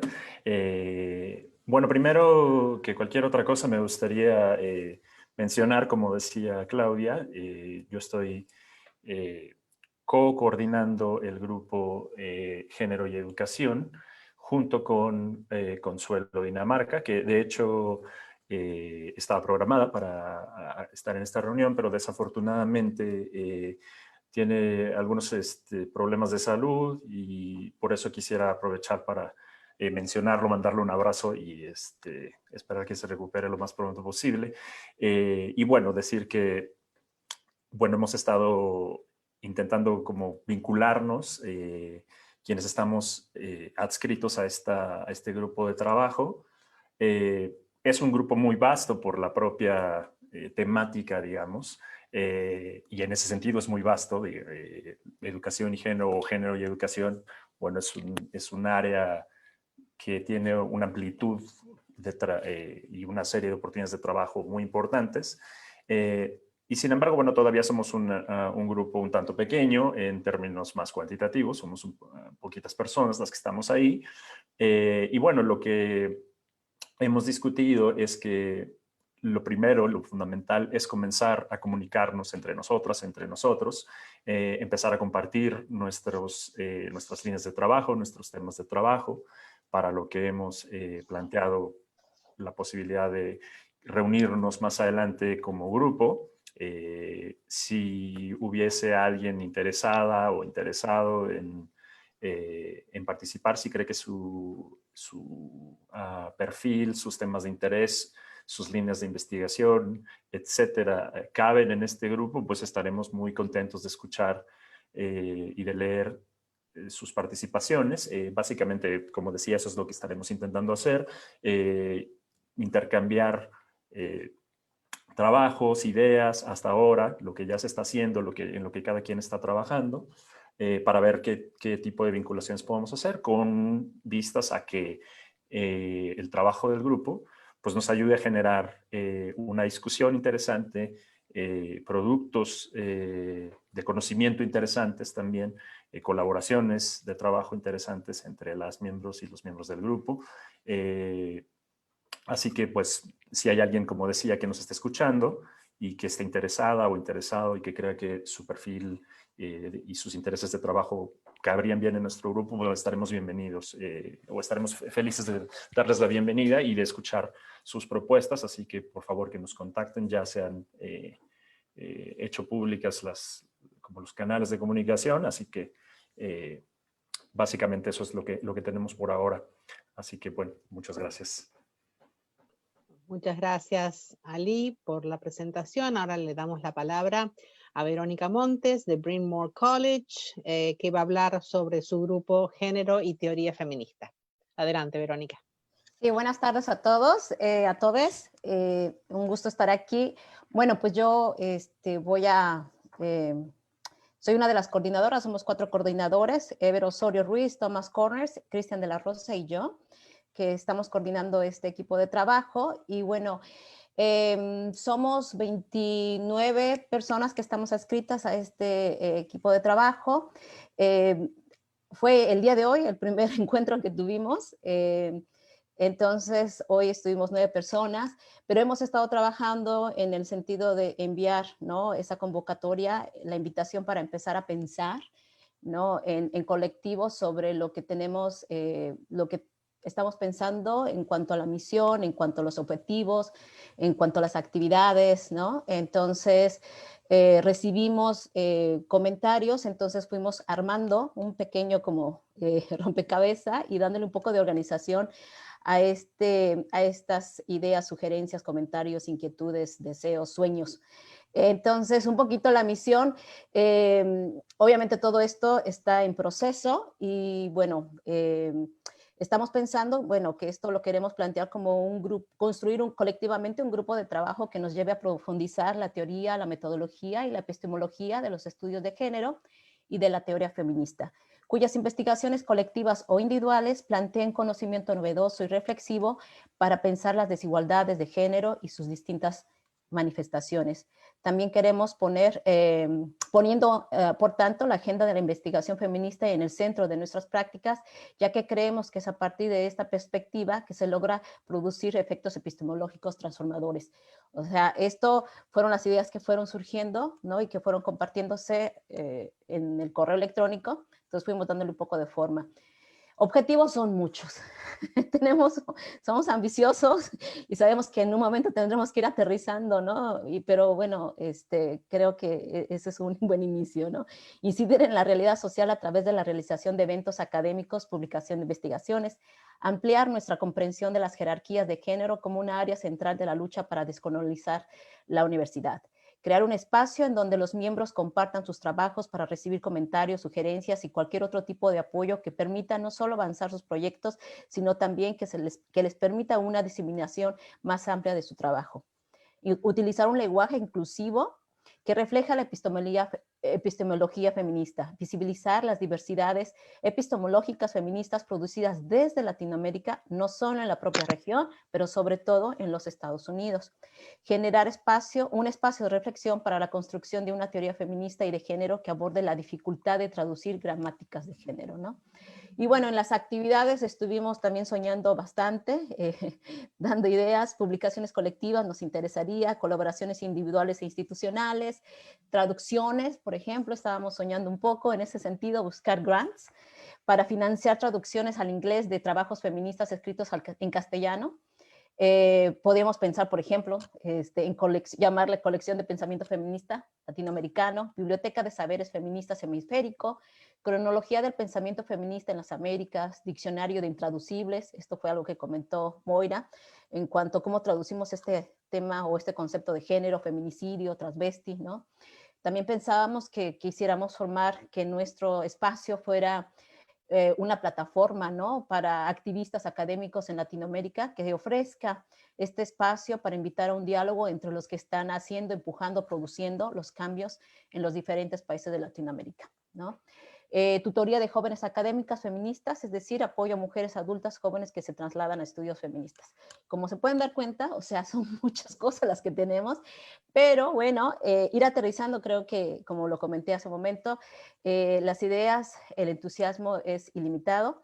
Y bueno, también planteamos esta mañana empezar ya a aterrizar, dándole forma, por ejemplo, en cuanto formalización de los tiempos de trabajo, ¿no? Coordinamos, pensamos empezar ya a empezar el año nuevo, un año con un plan de trabajo, y entonces estamos con la tarea de organizarnos en las próximas semanas para definir cuándo empezaríamos a trabajar. Estamos pensando reunirnos una vez al mes para empezar a dialogar y empezar a aterrizar de todo esto, qué es lo que vamos a poder realizar y cómo realizarlo.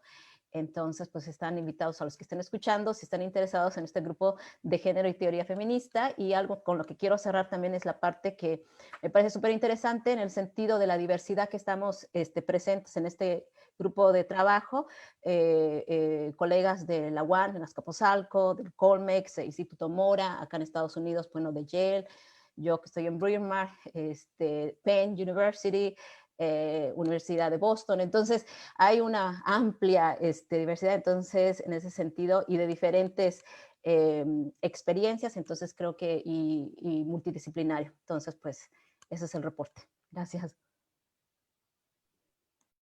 Muchísimas gracias, Verónica. Excelente resumen y muchas gracias por el entusiasmo. Realmente se siente. Vamos a pasar ahora a Débora Tomé, con el tercer grupo de la Universidad Federal Fluminense de Brasil, que es una de las coordinadoras del grupo de género, economía, pobreza y salud. Adelante, Débora. Hola, buenas tardes a todas, a todos, a todas que están hoy. Yo soy investigadora asociada de la UF en Río de Janeiro, del Laboratorio de Estudio de Género, y soy doctora en Ciencia Política y soy una de las 3 coordinadoras de este grupo de género, economía política, género, economía, pobreza y salud, junto con Celeste Wagner, Rosario Aparicio y Gisela Sarenberg. Bueno, hoy nos reunimos, el grupo ya habíamos hecho como una hoja para llenar con informaciones de todas las personas. Somos 19 en el grupo, 17 mujeres y 2 hombres. La mayoría están en universidades, bueno, que llamé latinas, que son mexicanas, y yo en una brasileña, y 8 en universidades estadounidenses como Brown, Pennsylvania State y Yale. El grupo hoy en el encuentro estuvimos 17, es un grupo bien diverso en sus perspectivas, de los participantes, de lo que esperan, pero también de sus backgrounds. Y eso nos pareció muy interesante porque había mucha gente ahí que estaba muy interesada justo en la idea del trabajo interdisciplinar. Y por eso también, siguiendo una sugerencia de la reunión previa que habíamos tenido, nos pusimos de acuerdo en esta idea de armar subgrupos, pero siempre trabajando juntos con esta idea interdisciplinaria. Pero pensando temas convergentes, como por ejemplo nos surgió en la reunión el tema de salud sexual, el tema de violencia de género, violencia contra las mujeres y política y género. Eso nos apareció por varias personas y bueno, con diferentes perspectivas interdisciplinarias. Hay gente ahí de estudios culturales, demógrafas, de políticas públicas, cientistas politólogas, gente de la sociología, de la comunicación, derecho, antropología, y también gente que trabaja en lo práctico, ¿no? Investigación, gente que trabaja directamente en la política pública. Igual vimos que hay vertientes dentro del campo de estudios de género y feminismo que son, bueno, que hablan entre unas con las otras y las que pensamos trabajar en esos términos interdisciplinarios, que son masculinidades, feminismos, género, la cuestión del conservadurismo, antiderechos y feminismos indígenas. Bueno, esto fue lo que nos surgió hoy un poco en la charla que tuvimos una hora antes del encuentro, pero también antes habíamos hecho como una mini encuesta para entender las expectations del grupo, y lo que vimos es que había mucha gente que decía más o menos lo mismo, que es la idea de compartir manuscritos, compartir trabajos en progreso como una forma de intercambiar ideas, intercambiar bibliografía, referencia, lo que sea. Eso apareció muchas veces, pues, fue lo más mencionado en esta encuesta que hicimos. Y esto, bueno, es algo que vamos a intentar trabajar como grupo. Otras cosas que también fueron muy mencionadas era la idea de hacer proyectos en conjunto, la idea de advocacy para políticas públicas, esta idea de compartir información, noticias, seminarios, o sea, hacer este intercambio, pero también con un ojo por las cuestiones de desigualdad en la academia y esta cuestión del backlash de estudios de género en América Latina. Además, también hubo una expectativa de que trabajáramos con este tema de las nuevas epistemologías para entender los estudios de salud, de economía y todo eso. Así, bueno, platicamos un poco cada una desde su perspectiva y lo que acordamos fue una idea de tener ya un encuentro para finales de febrero en el que trabajaríamos los subgrupos. No sabemos exactamente cómo va a ser este trabajo, pero queríamos sí ya acordar algo para el futuro, para considerarlo, para ya estar pendiente de eso, pensando. Y vamos a encontrar nuevamente, y la idea es proponer que alguien proponga algunos de sus grupos, estudios que están siendo hechos. Y una otra idea que también fue acordada fue la idea de un repositorio en lo que vamos a compartir programas, últimos trabajos en progreso, cosas recién escritas, porque esto fue algo que se mencionó muchas veces, o sea, todos estaban muy pendientes de esta idea de cambios, de intercambios, de cómo podemos ayudar unas a las otras, hacer proyectos en conjunto, hacer investigación comparada y todo eso.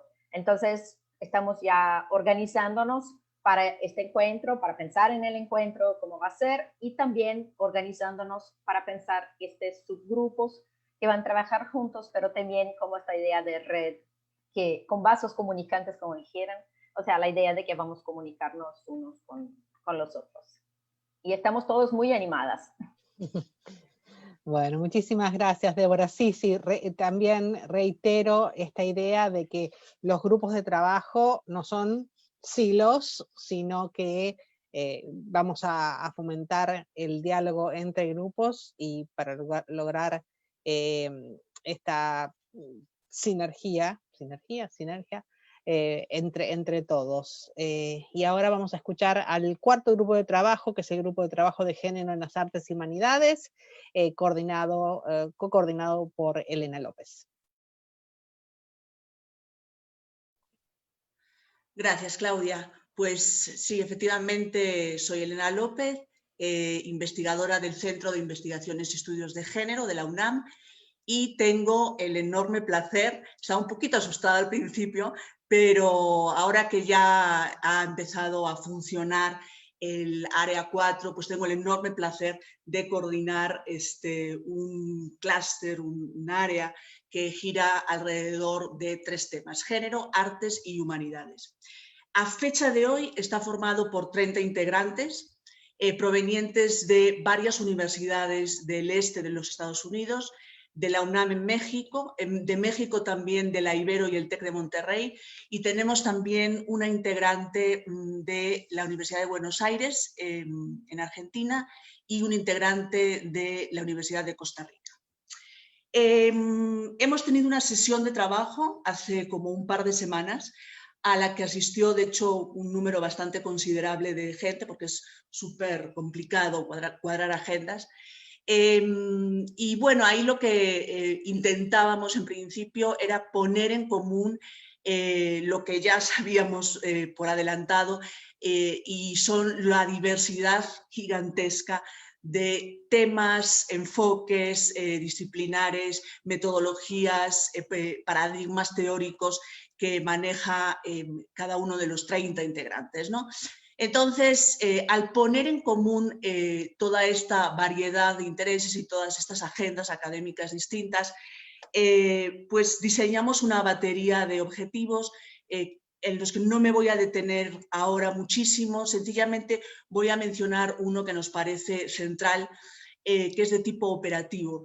Y es que nos interesa mucho en el área articular de una manera como productiva, eficiente, ágil, los intereses de todos y de todas y de todos los integrantes, ¿no? Entonces, ¿cómo conseguir esto? Bueno, estuvimos platicando y habría distintas actividades, productos e idealmente proyectos de investigación. Entonces, bueno, empezamos con algo poco ambicioso, pero que creemos que puede ser muy, muy interesante para ir como entendiendo las posibles colaboraciones, que va a ser un seminario de investigación que vamos a tener cada 6 semanas. Vamos a comenzar el 11 de diciembre y bueno, es un seminario de investigación abierto a distintas posibilidades, ¿no? Puede ser compartir trabajo en proceso, pero hemos decidido comenzar con lecturas teóricas y luego con algo que mencionaba Benjamín Juárez en su intervención en el panel hace un ratito también, y es que para nosotros como grupo también la teoría se produce no solamente desde la actividad convencionalmente académica, sino también desde prácticas culturales, ¿no? Como puede ser la literatura de ficción, como puede ser las artes vivas, el performance, la música, etcétera, ¿no? Entonces, pues así vamos a iniciar el 11 de diciembre con este seminario de investigación para el que tenemos programadas ya lecturas.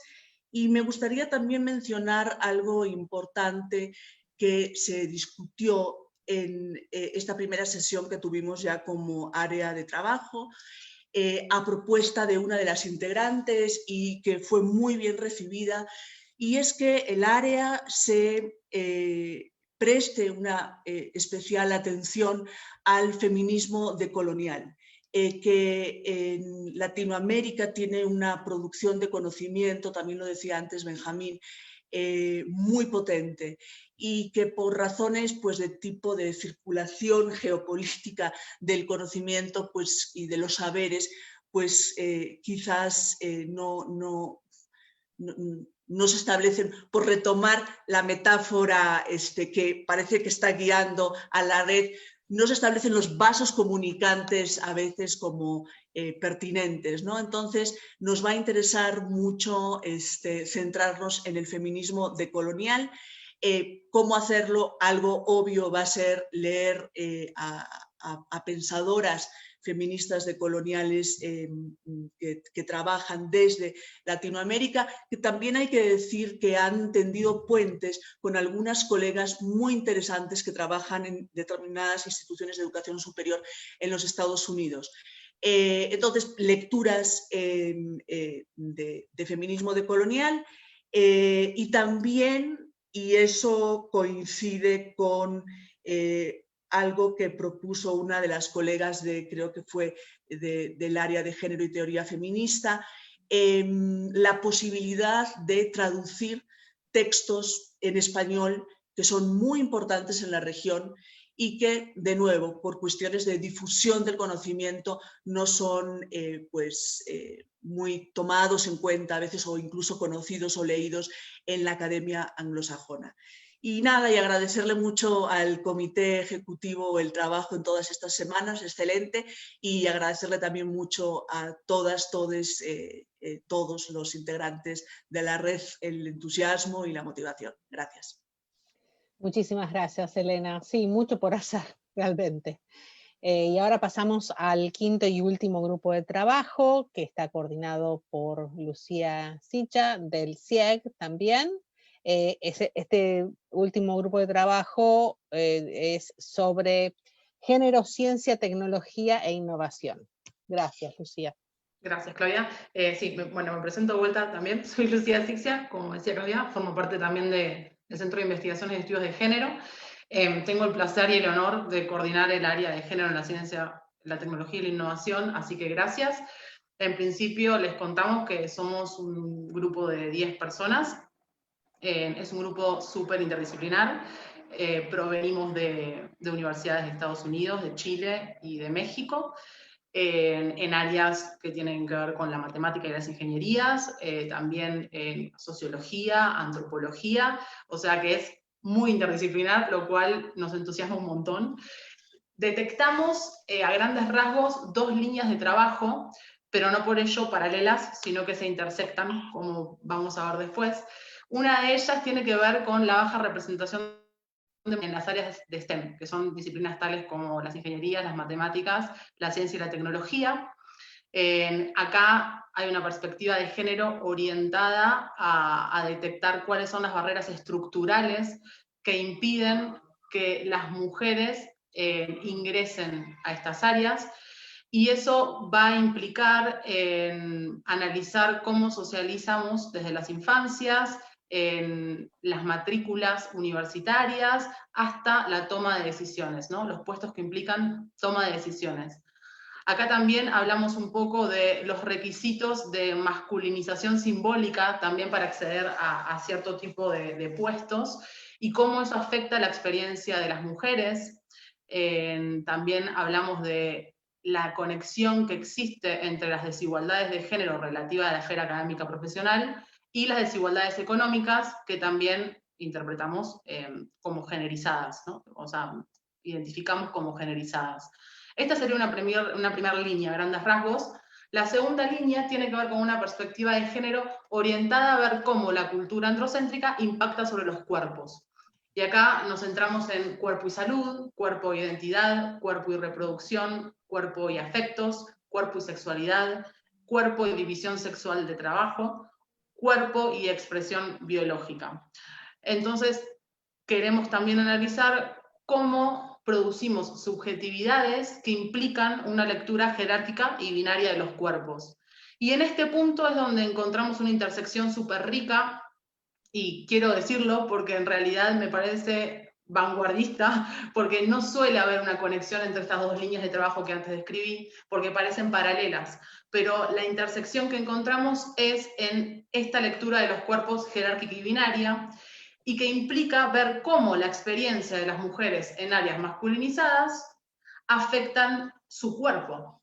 Entonces, estamos hablando de un cuerpo situado, y por supuesto que siendo una red interdisciplinar propia de América Latina, nos interesa ver la situacionalidad con una perspectiva de género situada en América Latina, y acá tiene una transversalidad el área, que es tejer puentes colaborativos entre las líneas de trabajo y también entre las áreas, porque detectamos que estas líneas que planteamos tienen mucha conexión con las 4 áreas restantes que recién describieron mis compañeras y compañeros. Hoy estamos formándonos a una apertura para esperar gente que se sume, y también para plantear que son trayectorias completamente en construcción y que esperamos que se enriquezcan, y no planteamos todavía ninguna metodología concreta de trabajo, aunque sí, bueno, hoy por la mañana también surgió una propuesta de poder nuestros textos compartirlos con las compañeras y compañeros del área y tener un aporte interdisciplinar, una crítica interdisciplinar a nuestro trabajo. Eso es muy rico, y sobre todo es muy rico porque es algo que en general parece que está fracturado por esta lectura dicotómica incluso de las disciplinas científicas. Lo que queremos es una interseccionalidad en el contenido de las líneas de trabajo y también desde las formas que interpretamos las disciplinas científicas. Así que estamos muy abiertas y abiertos al diálogo, y esperamos conocer más gente que quiera sumarse también al área con nuevas ideas. Bueno, pues muchísimas gracias a todos y a todas, a los 234 participantes de ahora, más los que están mirando el Facebook en vivo. Ahí realmente tenemos en la audiencia representantes de Guatemala, de Ecuador, de Argentina, de Chile, de Canadá, de Estados Unidos y de México, así que felices de tener este alcance. Ahora vamos a hacer un corte de 1 hora y media, así que a los y las miembros de la audiencia les pido que vuelvan dentro de una hora y media para la charla de la doctora Bouquet. Bueno, y si y los que están ahora en la pantalla les pido que prendan sus videos, así podemos hacer una captura de pantalla para que nos quede un recuerdo. Pónganse lindos y lindas. Pero no sé quién está haciendo la captura, por las dudas la hago yo.